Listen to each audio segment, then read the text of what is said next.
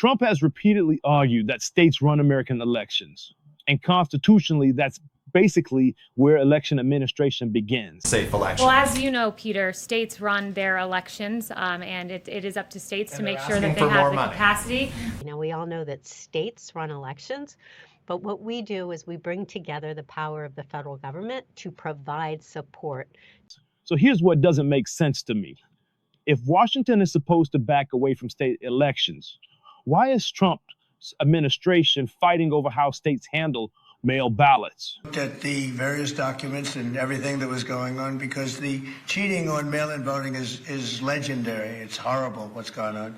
The administration has pushed federal action targeting mail voting rules. So yes or no, if a state refuses to turn their absentee voter list over to the federal government, will the Postal Service still mail their ballots under this proposal rule? Under our proposed regulation, no. We would tell the state that we need the manifest in order to, look, what we're asking for.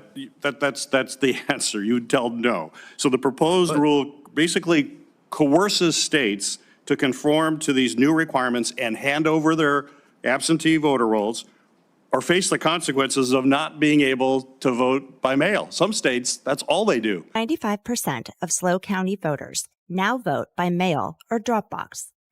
Those ballots are retrieved from the post office and official drop boxes in teams of 2 county staff, and chain of custody is always documented. And those efforts has already ended up in federal court. And at one point, the administration even went to the Supreme Court seeking emergency intervention in a mail voting dispute. Maybe you agree with Trump's argument about mail ballots. Maybe you don't. That's actually not the part that caught my attention. It's the contradiction.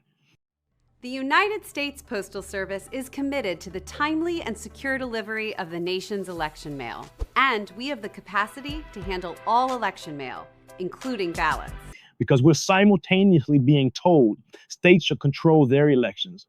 And then Washington needs to intervene in how these states conduct parts of those elections. Those aren't automatically incompatible.